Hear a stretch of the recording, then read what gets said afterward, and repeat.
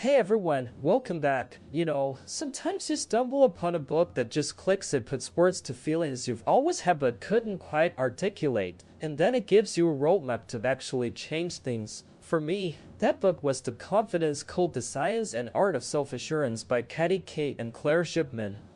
It's not just another self-help book, trust me, it's this incredible deep dive into one of the most elusive yet essential qualities that set successful people apart: confidence. You might be thinking confidence, like just feeling good about yourself, and that's exactly what I thought too initially, but the authors, two seasoned journalists, dive so much deeper. They explain that it's not just about positive affirmations or empty praise. In fact, trying to force yourself to feel great can actually backfire. Instead, they propose a much more powerful and frankly liberating idea. Confidence is the stuff that turns thoughts into action. It's that belief in your ability to succeed that then fuels you to actually go out and do things. Now, why did they write this book, especially focusing on women? Well, they found a significant, even alarming, confidence gap between men and women. Think about it: bright women with great ideas often don't raise their hands in meetings. Passionate women hesitate to ask for leadership roles, and many of us would rather someone else be president of the pate,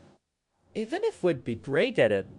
They share anecdotes, like a successful investment banker who didn't feel she deserved a big promotion, or a pioneering engineer unsure if she was the best choice for a new project. Even Sheryl Sandberg, who of Facebook, admitted to them that she still woke up feeling like a fraud some days. It's crazy, right? Women consistently underestimate their abilities. Studies showed that British women felt self-doubt about their careers twice as often as men. Linda Babcock, an economics professor, found that men initiate salary negotiations 4 times more often than women. And when women do negotiate, they ask for 30 less. Another study found women effectively believe they're 20 less valuable than men believe they are. And here's a kicker: in a science quiz, women rated themselves lower in scientific ability and predicted worse scores than men, even though their actual performance was almost the same. Because of this lack of confidence, women were much less likely to sign up for a science competition, literally missing out on opportunities because they doubted themselves. So, if you're asking, are women really less confident than men?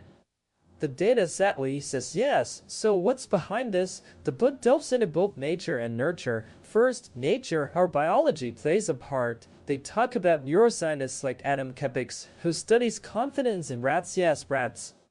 He measures statistical confidence, how certain a rat is about a choice based on how long it's willing to wait for a reward. This suggests a very basic, almost robotic form of confidence in decision-making that humans also share. But beyond rats, human brains have some fascinating differences.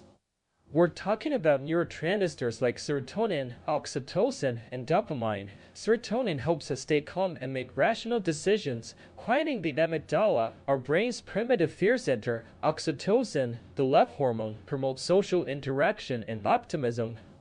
Dopamine inspires doing and risk-taking. The interesting part, while the genes controlling these aren't exclusive to one gender, studies show women produce 52 less serotonin than men, and the cingulate gyrus, often called the reward center, is larger in women.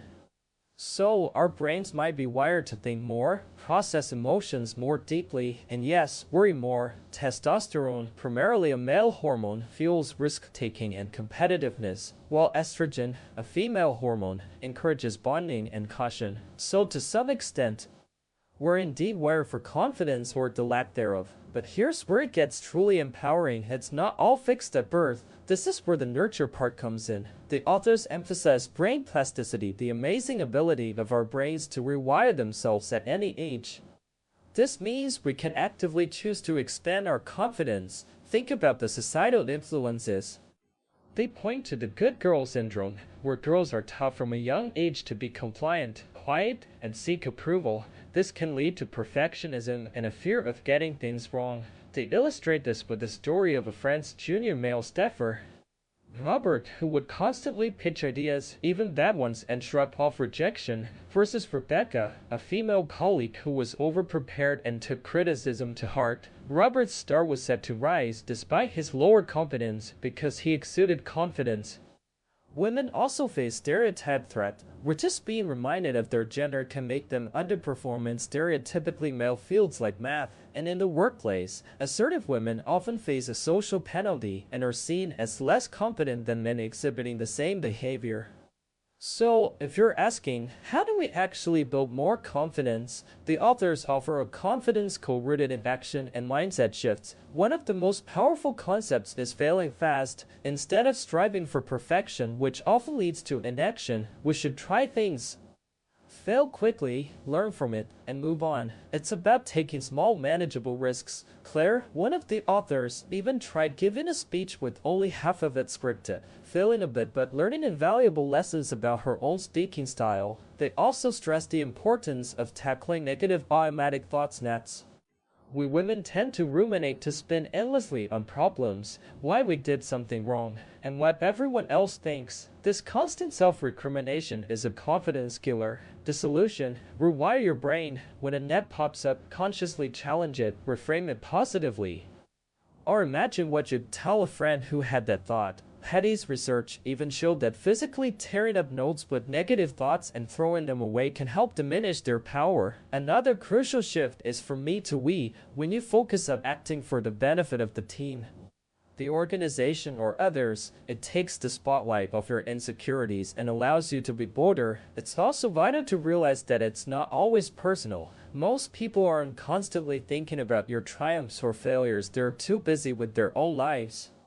Don't personalize every critique. Recognize it's about the work, not your inherent worth. And remember the importance of mastery and practice, just like Michaela Balauda, who hates pull-ups but worked relentlessly to improve, or Crystal Leon, a Nuba player who transformed her game through hours of extra shooting practice. Genuine confidence comes from hard work and seeing yourself improve. This ties into Carol Dweck's growth mindset, believing that skills can be learned and improved, rather than being fixed. Finally, the most profound and perhaps counterintuitive advice is to dare the difference. For too long, women have tried to emulate the aggressive, loud madman style of male confidence, thinking that's the only way to succeed. But the authors, through their research and interviews with powerful women like Christine Lagarde, argue that authentic confidence for women doesn't have to be masculine. It can be quieter, more collaborative, and listen more, without sacrificing impact. Women combining traditionally masculine traits like assertiveness with feminine traits like collaboration actually get promoted more often. So what does this all mean for us today? The book is a powerful reminder that while some challenges are external, a significant portion of our lack of confidence comes from our own internal habits and beliefs. It's an invitation to take control, to stop overthinking, to embrace action, and to be authentically ourselves. By understanding the science and art of confidence, by daring to take risks and learn from failure, we can build a more fulfilling and impactful life, not just for ourselves, but for the next generation of women too. It's a journey, not a destination, but knowing the path makes all the difference.